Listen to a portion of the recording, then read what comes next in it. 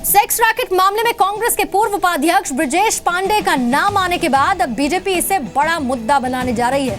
BJP के विधायक विनोद नारायण झा ने कहा है कि बीजेपी कल से शुरू हो रहे विधानसभा सत्र में कार्य स्थगन का प्रस्ताव लाएगी। तो बिहार में कांग्रेस विधायक दल के नेता सदानंद सिंह ने भी माना है कि आरोपियों की गिरफ्तारी में देरी हुई है। भारतीय जनता पार्टी इसको पूरी मजबूती से उठाएगी और विधानसभा में कार्य स्थगन से लेकर जो भी हमारे पास संवैधानिक अधिकार हैं उसको लेकर हम बाध्य करेंगे सरकार को कि विधान सभा और विधान परिषद में उसकी चर्चा करे, सरकार जवाब दे और हम दबाव बनाएंगे कि बिहार में फिर से कानून का राज स्थापित हो। जिस समय प्रथम सूचना दी गई थी और आज की स्थिति में काफ़ी समय बीत चुका है, त्वरित कार्रवाई की जो अपेक्षा थी वो शायद नहीं हो पा रहा है। बिहार को झकझोर देने वाली इस घटना का मुख्य आरोपी निखिल प्रियदर्शी है। तारीख 22 दिसंबर 2016 जब निखिल प्रियदर्शी, उसके दोस्त संजीव शर्मा, उसके भाई मनीष प्रियदर्शी और रिटायर्ड आईएएस पिता कृष्ण बिहारी प्रसाद सिन्हा के खिलाफ केस दर्ज किया गया। जांच के दौरान कांग्रेस के पूर्व उपाध्यक्ष ब्रजेश पांडे का नाम सामने आया, लेकिन हाई प्रोफाइल और ऊंचे रसूख के चलते अभी तक किसी भी आरोपी को पुलिस गिरफ्तार नहीं कर पाई है। बीजेपी सांसद गिरिराज सिंह ने कांग्रेस उपाध्यक्ष राहुल गांधी से माफी मांगने की मांग की। वहीं जेडीयू ने कहा कि कानून के आगे सब बराबर हैं। मैं तो राहुल गांधी को ही कहता हूं कि राहुल गांधी, आपकी जुबान बंद क्यों हो गई? चुनाव के मंच से आपकी जुबान से तीखी तीखी बातें निकल रही है। आज कम से कम माफी तो मांगे चुनाव के मंच से और देश के सामने कि ये कांग्रेस का काला करतूत है और मैं इसके लिए माफी मांगता हूं। दुनिया में कोई माई का लाल पैदा नहीं लिया है जो माननीय नीतीश कुमार जी के कानून के राज में अपने प्रभाव का इस्तेमाल कर करके पुलिस अनुसंधान को रोक दे। पुलिस की जांच में नाम आने के बाद ब्रजेश पांडे को आरोपी बनाया गया। ब्रजेश पांडे के रसूख का अंदाजा आप इस बात से लगा सकते हैं कि राहुल गांधी ने बिहार में नोटबंदी के विरोध करने वाली मुहिम का मुखिया ब्रजेश पांडे को बनाया था।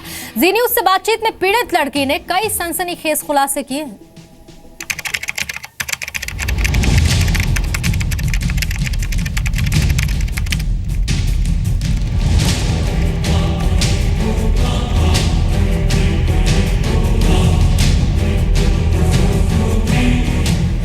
नकाब में ढकी ये लड़की बेहद घबराई हुई है।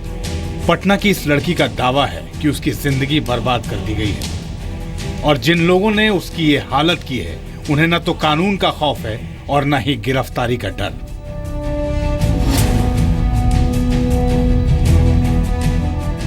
इस लड़की का दावा है कि ब्रजेश पांडे और उसके कुछ दोस्तों ने मिलकर बिहार की सैकड़ों लड़कियों की जिंदगी को नर्क बना दिया है, क्योंकि नेता के गुनाहों का यह सिलसिला सोशल मीडिया से शुरू होकर हाई प्रोफाइल सेक्स रैकेट तक जाता है। इस लड़की का आरोप है कि बिहार कांग्रेस के उपाध्यक्ष ब्रजेश पांडे ने उसके साथ यौन शोषण किया है।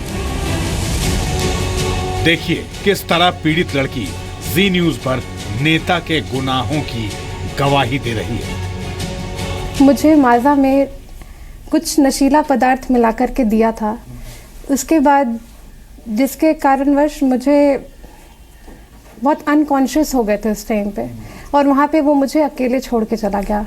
उस वक्त ब्रजेश पांडे नामक व्यक्ति वहाँ पे मौजूद थे और जब मैं अनकॉन्शियस स्टेट में थी उन्होंने मुझे प्राइवेट पार्ट्स पे टच किया।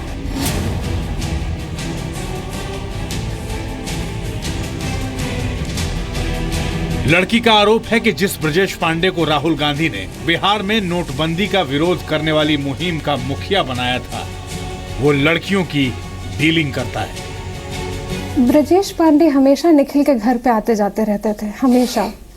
और जो हम लोग उसकी बातचीत सुने थे, ब्रजेश पांडे ने हमेशा वो लोग डीलिंग्स की बातें करते रहते थे। तो उस टाइम हमको ज़्यादा नहीं पता था घर पर, बट सबसे ज़्यादा ये स्टेट जब हम गए बोरिंग रोड के फ्लैट पर और वो मुझे वो माजा ड्रिंक दे करके जब हम अनकॉन्शियस हो, वो मुझे अकेले छोड़ के उस आदमी के पास चला गया और उन्होंने मेरे साथ जब गलत किया तब मुझे बहुत ज़्यादा झटका लगा। उस टाइम मैं बहुत ज़्यादा टूट चुकी थी, बहुत ज़्यादा डिप्रेशन। एफआईआर भी हमने अपने विदाउट फैमिली के सपोर्ट के किया है। एफआईआर करने में क्योंकि हम एक दलित परिवार से हैं, हमारे को बहुत सताया गया और बहुत ज़्यादा प्रताड़ित की गई। एफआईआर तक लोग नहीं ले रहे थे। पटना की इस लड़की का आरोप है कि सेक्स रैकेट का विरोध करने पर उसे कुर्सी से बांधकर पीटा भी गया। फिर बहुत मारपीट हुई, उसने मुझे रस्सी से बांध करके काफ़ी, ये पूरा हाथ नीला हो चुका था, अभी भी हल्का मार्क्स है यहाँ पे। तो बहुत मारपीट हुआ, धमकाया, रिवॉल्वर से धमकाता था। फिर जो उसके साथ ब्रजेश पांडे थे, उन्होंने भी काफ़ी धमकियाँ दी। पीड़ित लड़की ने जी न्यूज पर नीतीश सरकार से मांग की है कि उसे इंसाफ नहीं मिला तो वो कुछ भी कर सकती है। अब कुछ विकल्प नहीं बचा है। अगर लास्ट में इंसाफ नहीं मिला तो यही आत्मदाह हो जाएगा। अमित कुमार के साथ ब्रजेश मिश्रा, जी मीडिया, पटना।